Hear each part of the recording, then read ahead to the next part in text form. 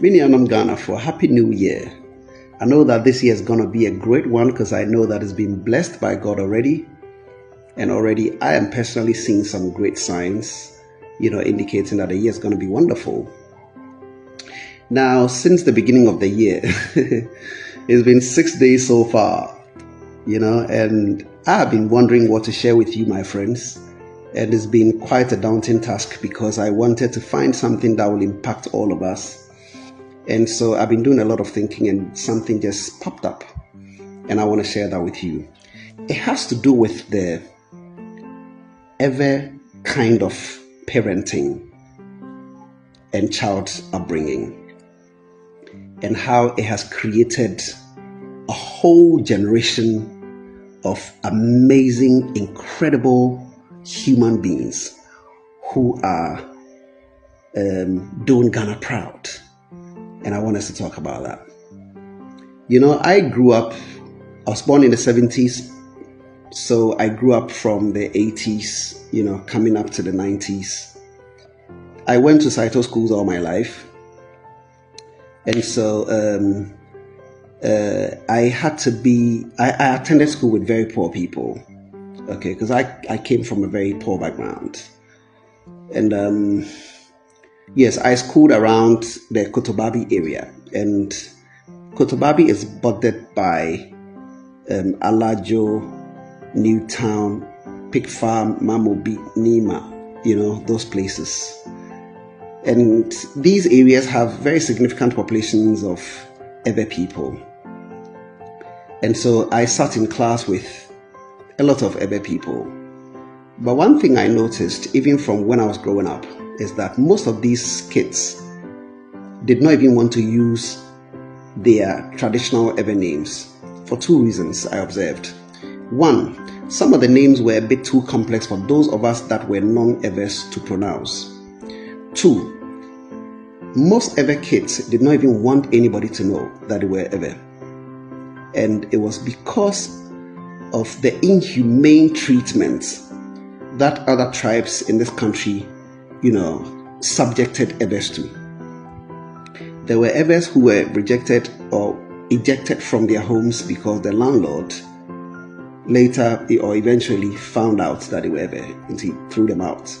There were others who were refused, accommodation, even though they had their monies ready to rent a place. A landlord would say, if you are.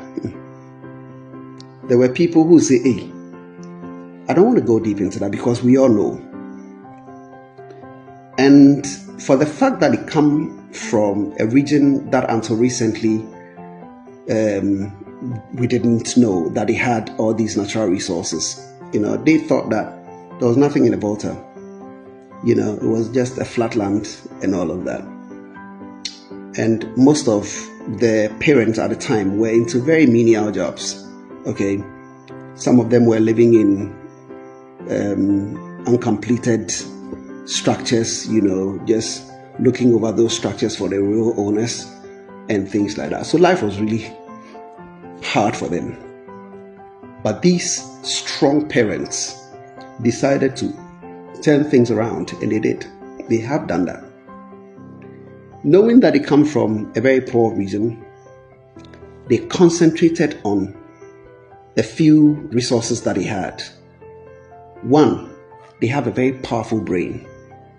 And that I know that every Ghanaian knows that. Ebe people, Oma being papa, Omunima thereof. So the parents decided that they will focus on education and they will be stern on their children, discipline them, motivate them to study.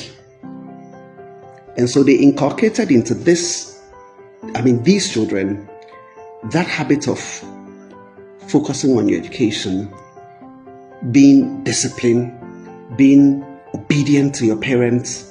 And the parents were not easy, to evade. You could not. Every parents very stern, and they knew what they were doing.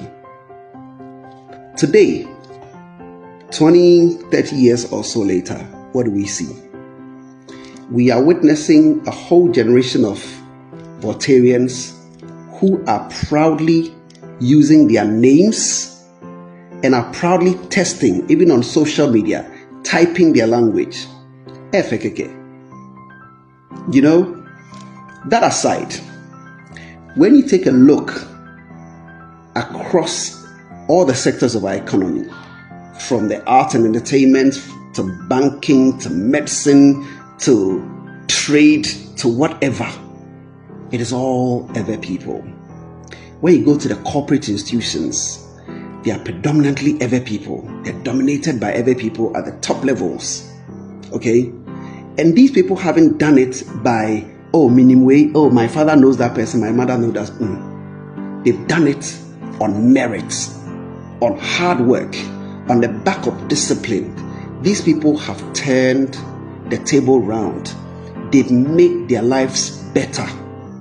The reason I am talking about this is that I feel that if the entire nation did what or would do what these Ewe parents did or have done, we will make Ghana a better place to live. Corruption will go down because, listen, take a look at Ewe as well. They're very honest. If you work with them, they're very honest people. They hate to cut corners. They hate to do kululu. They're very firm in their discipline.